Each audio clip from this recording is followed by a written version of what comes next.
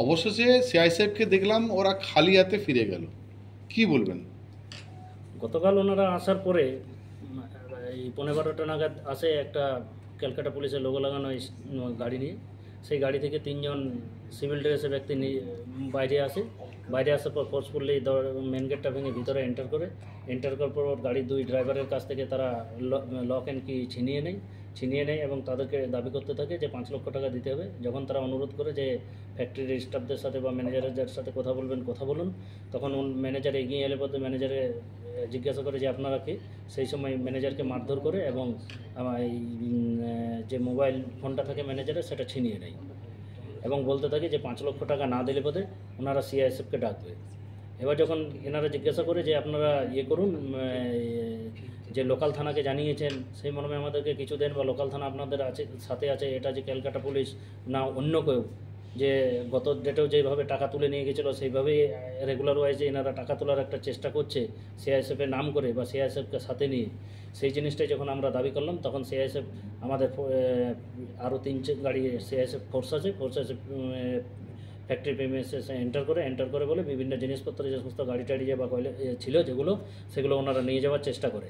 তখন আমাদের যিনি কোম্পানির স্টাফ আছে উনি ওনাদের কাছে দাবি করে যে নিয়ে যান, কিন্তু আমাদেরকে এখানেই সিজার লিস্ট করে দিয়ে যান। সেই সময় ওনারা বলে যে না, ওনাদেরই যে একজন সিনিয়র অফিসার ছিলেন তিনি বলেন আমরা এখানে রেড করতে আসিনি, অতএব আমরা সিজার করব না এবং আপনাদেরকে কোনো সিজার লিস্ট দেবো না।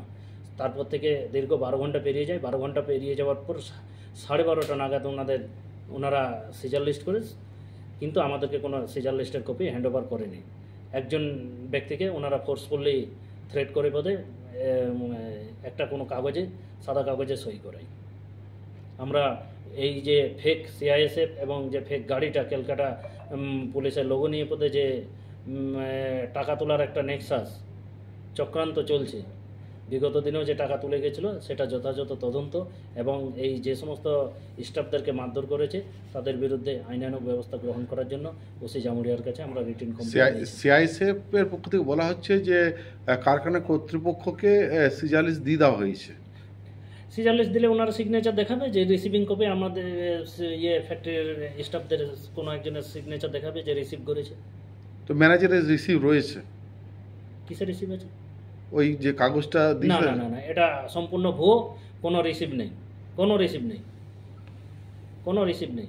ওনারা একটা সাদা কাগজে সই করিয়েছিল, বলছে জিম্মানামা। আমি থানায় খবর নিলাম, কোনোরকম কোনো জিম্মানামা তো ওনাদেরকে দেয়নি। আপনার পরিচয়? আমি অ্যাডভোকেট শেখ মহিউদ্দিন, আসানসোল। আমি এই কোম্পানির লিগ্যাল অ্যাডভাইজার। কারপুতে নামলো, ও টাকার গল্প কি করছিল, কি বলছিল ওরা? ওই টাকা দাও, ই দাও, ও দাও। আমরা বিরাট অফিসার কলকাতা থেকে এসেছি, আর স্যার আমার আর জ্ঞান নাই, যখন পড়ে গেলাম স্যার। মারধর করেছে? মারধর তো দেখুন স্যার, আমি তো কোনো নাই। ছেলে বিটেক করছে কলকাতায়, স্বামী বিবেকানন্দ এনজয় করে, আমি পয়সার জন্য ছটফটাচ্ছি। আমি মেরে ধরে এক কাজ করে দিল। মানে মারলো কেন আপনাকে? ওই এই গাড়িগুলো কার কি আছে আমি সব কিচ্ছু জানি না। কিছু না বলে মার, বাস ঘুম ধরাকে দিয়ে দিল স্যার। পরে প্রশাসন এলো, প্রশাসন এসে দেখলেন যে এখানে মারাটারা ঠিক হয় না। এই স্যার আদিবাসী বস্তি এদিকে দৌড়তে গেলাম, পড়ে দিল। এ দেখেন তো স্যার নখ ফুটান দিয়েছে। দেখুন তো হাঁটুয়ারে ফুটে গেল। এরকম ছিল স্বামী বিবেকে ঘুম ধরাকে করে। কি হয়েছিল? আমি এই ধার থেকে যাচ্ছিলাম, ছেলে আমার স্বামী বিবেকানন্দ ইঞ্জিনিয়ার কলেজে বিটেক করছে। ছেলেটার পয়সা জোগাড় করার জন্য আমি জামগ্রাম গেছিলাম, এখানে আসছে পিটাই রাস্তা, এখন পিটাই দিল। কখন? এই রাত 12টার সময় স্যার।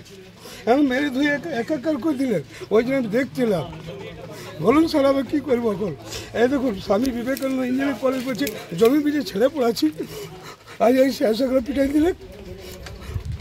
আমি কী করবো? আমি তো কোনো কয়লা ময়লা জড়িত নাই, আমি তো সাধারণ নিম্ন ঘরের ছেলে।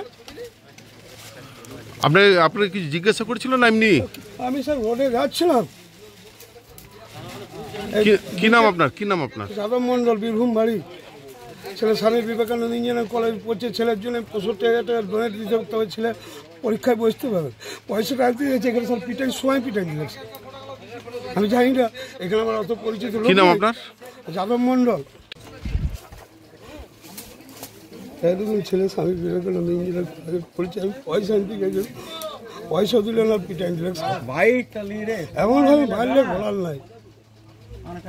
বয়স্ক লোক 55 এজ হয়ে গেল। যাচ্ছি বলছি দাদা কি হয়েছিল?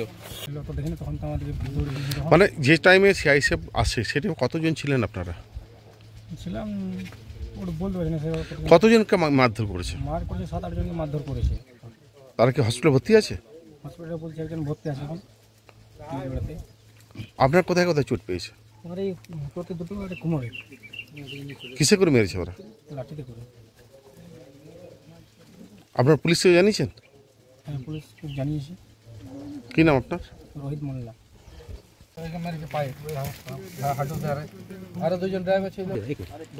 কি হয়েছিল কাল রাত্রে? আমি এখানে কাজ করছিলাম, এরপরে আমি মোটরসাইকেল গেলাম, আমাকে ধরে গলাতে ছুড়ে দিল, তাতে লাঠিচার্জ করলো পায়ে। কারা? সেই সব কিছু না জানিয়ে? না, কিছু না জানি, কোনো জিজ্ঞাসা করেনি, হিসেবে ডাইরেক্ট লাঠিচার্জ করলে ধরে পরে ছুড়ে দিল, তাদের লাঠিচার্জ করলো। আপনার কোথায় কোথায় চোট পেয়েছে? এই পায়ে পেয়েছি, দুটো পায়ে, এই কোমরে। আপনি কি করেন এখানে? এখানে কাজ করি। কি নাম আপনার? রোহিত মোল্লা।